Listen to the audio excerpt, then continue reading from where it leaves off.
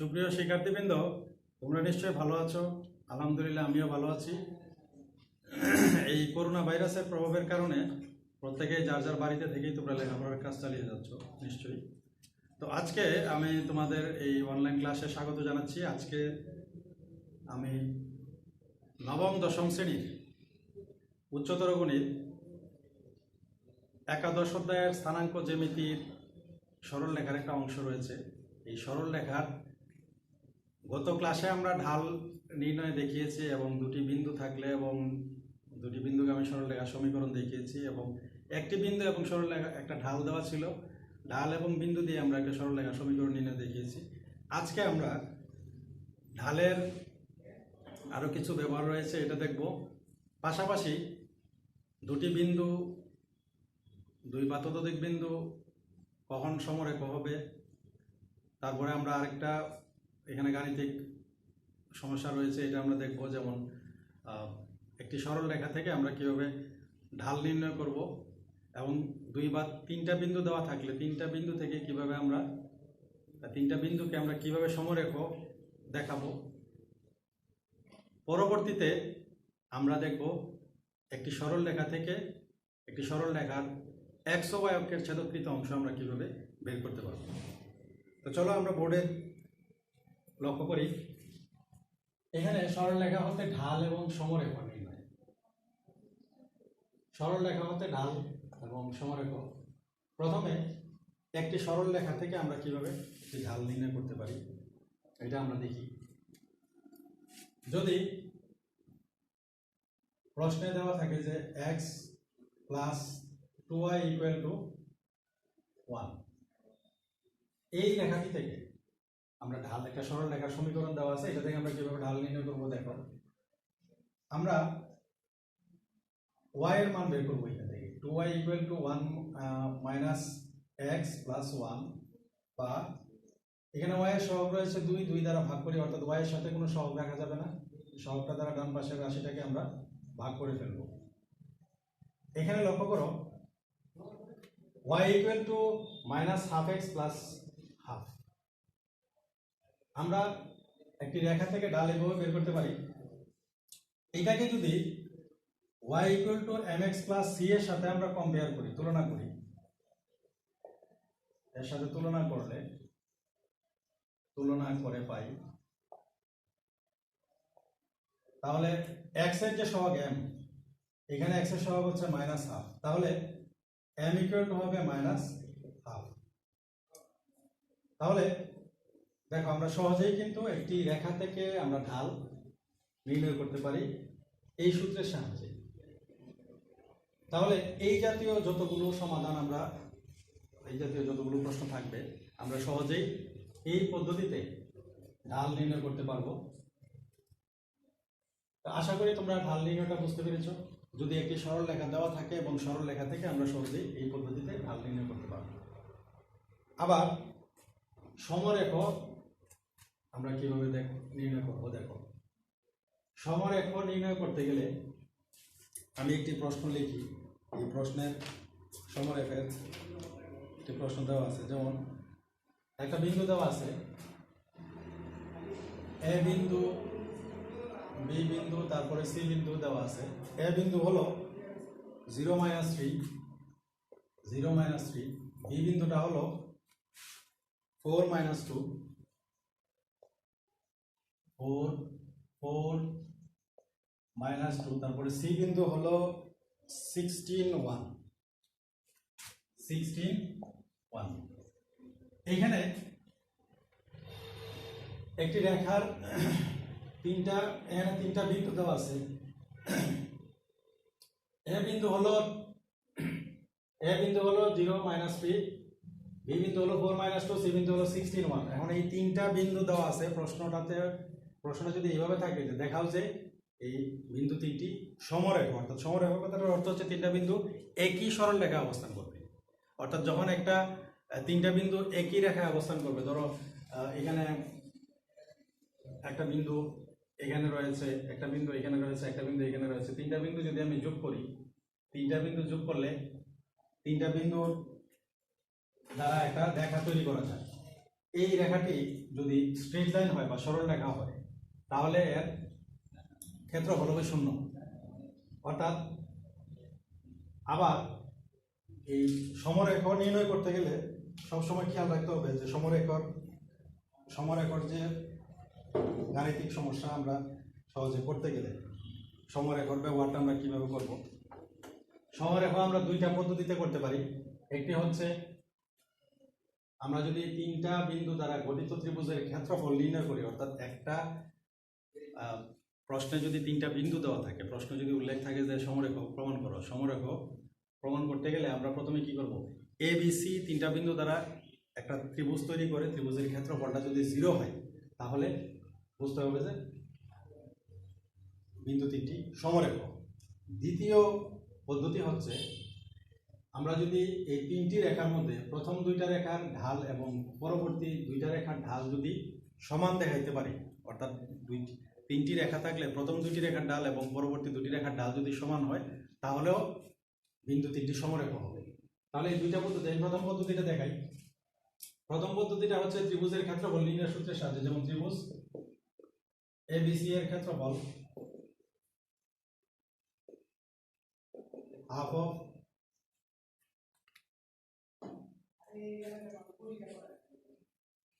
Of দেখো বুঝগুলো একই সারিতে সাজাই, 0 4 ঘড়ির কাঁটার বিপরীত দিকে 16 আবার 0, তারপরে -3 -2 1 আবার -3।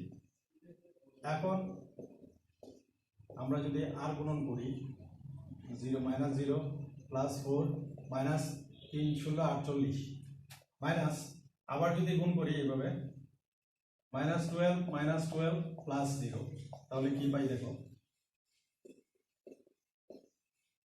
-42 আর এখানে হচ্ছে প্লাস এখানে 24। এই প্রশ্নটা একটু মিলিয়ে নেই আবার, 0 -3 4 -2 0 -3 4 -2 16 1, ঠিক আছে। এখন এটা দেখো 0 4 16 আবার 0, তারপর -3 -2 +1 আবার -3। এখন এই দুইটার রাশি গুণ করলে, সংখ্যা গুণ করলে 0 +4 3 ষোলো 48 12 ষোলো দুগুণে 32, এখানে হবে 32। তাহলে এই -32 আর -12 যোগ করলে হবে -42। তাহলে আমরা কি পাই দেখো -42 মাইনাস এখানে এই মাইনাস মাইনাস গুণ করলে +42 হয়। তাহলে আমরা এখানে পাই modulus of 0 into 0 equal to 0। দেখো আমরা ক্ষেত্রফল পেয়েছি, অর্থাৎ এই তিনটি বিন্দু দ্বারা গঠিত ত্রিভুজের ক্ষেত্রফল পেয়েছি আমরা 0। অর্থাৎ যখন তিনটা বিন্দু দ্বারা গঠিত ত্রিভুজের ক্ষেত্রফল 0 হবে তখন এই বিন্দু তিনটি সমরেখা হবে বা একই সরলরেখায় অবস্থান করবে। এটা হলো প্রথম পদ্ধতি। দ্বিতীয় পদ্ধতি হলো আমরা দেখব যে এই দুটি বিন্দুর সংযোগ সরলরেখার ঢাল এবং বি বিন্দু এবং সি বিন্দুর সংযোগ সরলরেখার ঢাল সমান কিনা। তাহলে আশা করি তোমরা প্রথম যে পদ্ধতিটা বুঝতে পেরেছো।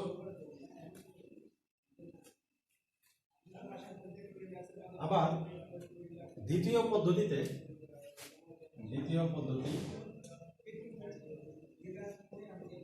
এবি রেখার ঢাল বের করি। এবি রেখার ঢাল আমরা ধরি এটাকে m1। তাহলে ঢাল নির্ণয়ের সূত্র আমরা জানি যে কুটিদ্বয়ের অন্তর আর ভুজদ্বয়ের অন্তর 4 -0। তাহলে এখানে পাওয়া যাবে -2 + 3 / 4, তাহলে 1/4। অর্থাৎ এবি রেখার ঢাল পেয়েছি 1/4। এখন বিসি রেখার ঢাল আমরা বের করি। বিসি রেখার ঢাল হচ্ছে m2 ইকুয়াল টু দ্বিতীয় বিন্দুর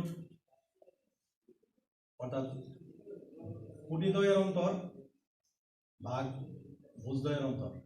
তাহলে এখানে আমরা কিভাবে দেখো 1 + 2 / 16 থেকে কুটিদ্বয়ের অন্তর 1 - 2 আর 16 - 4 তাহলে এখানে 12 পাবো। 3/12 ইকুয়াল টু 1/4। লক্ষ্য করো এখানে m1 equal to m2 equal to 1/4। অর্থাৎ এই এবি রেখার ঢাল আমরা পেয়েছি 1/4 এবং বিসি রেখার ঢাল পেয়েছি 1/4। তাহলে এই এবি রেখার ঢাল এবং বিসি রেখার ঢাল দুটি রেখার ঢাল যখন সমান হয়ে গেছে তখন বুঝতে হবে যে এই বিন্দু তিনটি সমরেখ হবে বা একই সরলরেখায় অবস্থান করবে। তাহলে আশা করি তোমরা এই ঢাল নির্ণয়ের ঢালের সাহায্যে আমরা কিভাবে সমরেখ প্রমাণ করব, অথবা বিন্দু তিনটি দ্বারা গঠিত ত্রিভুজের ক্ষেত্রফল শূন্য করে আমরা কিভাবে এই তিনটি বিন্দু সমরেখ দেখাবো, এটা আমি দেখিয়েছি। আশা করি তোমরা বুঝতে পেরেছ। পরবর্তী স্টেপে দেখো, সরলরেখা হতে এক্স ও ওয়াই অক্ষের ছেদক নির্ণয়। এখন অনেক সময় প্রশ্নে থাকে একটি রেখা দেওয়া থাকে, এই রেখার দ্বারা আমরা কিভাবে এক্স অক্ষ এবং ওয়াই অক্ষের ছেদক নির্ণয় করব। ধরো আমি একটা সরলরেখা লিখি যে x plus x by a plus y by b equal to 1। এটা হচ্ছে একটা সরলরেখার সমীকরণ। আমি এখানে x অক্ষ y অক্ষ আঁকি। দেখো এই রেখাটি x অক্ষকে a বিন্দুতে ছেদ করে, y অক্ষকে ছেদ করে b বিন্দুতে। এই রেখাটি হচ্ছে x by a plus y by b equal to 1। এখন প্রশ্ন হচ্ছে যে এই রেখাটি যখন x অক্ষকে ছেদ করে তখন কিন্তু এটা ভুজ থাকে এবং পুটি শূন্য হয়ে যায়। আবার যখন y অক্ষকে ছেদ করে তখন কিন্তু পুটি থাকে কিন্তু ভুজ শূন্য হয়ে যায়। এখন এই মূল বিন্দু থেকে এই a বিন্দুর দূরত্ব হলো a, আর মূল বিন্দু থেকে b বিন্দুর দূরত্ব হলো b। এখন প্রশ্ন হচ্ছে যে স্যার এই a এবং b কিভাবে আসে? তাহলে আমরা লিখি x by a plus y by b equal to 1। এটাকে আমরা লিখতে পারি এইভাবে, x অক্ষের খণ্ডিতাংশ বা ছেদকৃত অংশ বা ছেদকৃত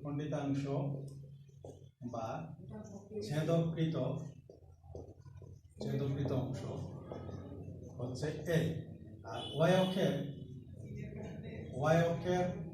খণ্ডিতাংশ হচ্ছে b। তাহলে এই যে অংশটা মূল বিন্দু থেকে এ পর্যন্ত, এইটা x অক্ষে অবস্থান করার কারণে x অক্ষের খণ্ডিতাংশ হলো a, আর মূল বিন্দু থেকে y অক্ষ পর্যন্ত অর্থাৎ b পর্যন্ত এটার যে এরিয়াটা রয়েছে এই রেঞ্জটা হচ্ছে b। অর্থাৎ এখানে এটা হচ্ছে y অক্ষের খণ্ডিতাংশ আর এটা হচ্ছে x অক্ষের খণ্ডিতাংশ। এখন প্রশ্নে যদি থাকে তাহলে তোমরা এটা বুঝতে পেরেছো যে x অক্ষের খণ্ডিতাংশ বা ছেদকৃত অংশ হলো a, y অক্ষের খণ্ডিতাংশ বা ছেদকৃত অংশ হলো b। এবং এই রেখাটি x অক্ষকে ছেদ করছে কোন বিন্দুতে? a0 বিন্দুতে। অর্থাৎ x অক্ষে অবস্থান করার কারণে ভুজ রয়েছে, পুটি শূন্য হয়ে গেছে। যখন একটা রেখা x অক্ষে অবস্থান করে তখন এটার পুটি শূন্য থাকে, y অক্ষে যখন অবস্থান করে এটা ভুজ শূন্য থাকে। এটা তো তোমরা নিশ্চয়ই জানো। এই পদ্ধতিতে এই কাজটা করতে হবে। তো ছেদক আমরা কিভাবে নির্ণয় করব? এখন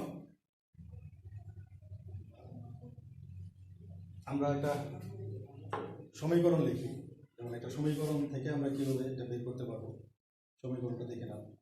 যেমন y ইকুয়াল টু হলো 3x মাইনাস 3। তাহলে আমরা এখান থেকে এই 3x minus 3 equal to y পক্ষান্তর করি 3x minus y equal to হলো প্লাস 3। এখন উভয় পক্ষকে আমরা 3 দ্বারা গুণ করি, যেহেতু আমরা সূত্রটা জানি যে x by a plus y by b equal to 1। এই আকারে এটাকে সাজাবো। তাহলে উভয় পক্ষকে 3 দ্বারা গুণ করলেই ডান পাশে 3 দ্বারা ভাগ করলেই ডান পাশে y by 3 equal to 3 by 3। লক্ষ্য করো, তাহলে 3 দ্বারা 3x কে ভাগ করলে x, y বাই এখানে থাকে x by 1 equal to y by 3 equal to 1। লক্ষ্য করো এখানে এই সমীকরণের সাথে এটা ম্যাচ করছে কিনা, বা সমীকরণের সাথে এটা কম্পেয়ার করা যায় কিনা দেখো। x by 1 plus y by minus 3 equal to 1। এখন তোমরা খেয়াল করে দেখো এই নতুন যে সমীকরণটা আমি তৈরি করেছি সরল রেখার মূল সমীকরণের সাথে এটা ম্যাচ করে কিনা। যেহেতু এটা ম্যাচ করে ফেলছে তাহলে x অক্ষের খণ্ডিতাংশ হলো এখানে 1, অর্থাৎ x অক্ষের খণ্ডিতাংশ বা ছেদকৃত অংশ হলো 1, আর y অক্ষের খণ্ডিতাংশ বা ছেদকৃত অংশ হলো -3। তাহলে আমরা একটি সরল রেখার সমীকরণ থেকে কিভাবে x ও y অক্ষের খণ্ডিতাংশ বের করতে পারবো এটা আমরা শিখেছি। এবং এই খণ্ডিতাংশ দিয়েই কিন্তু এই রেখাটি x অক্ষকে, দেখো এই রেখাটি এক্স অক্ষকে কোন বিন্দুতে ছেদ করেছে? এই রেখাটি এক সমীকরণ যদি 1 দিই, এই রেখাটি 1 রেখাটি এক্স অক্ষকে 1 0 বিন্দুতে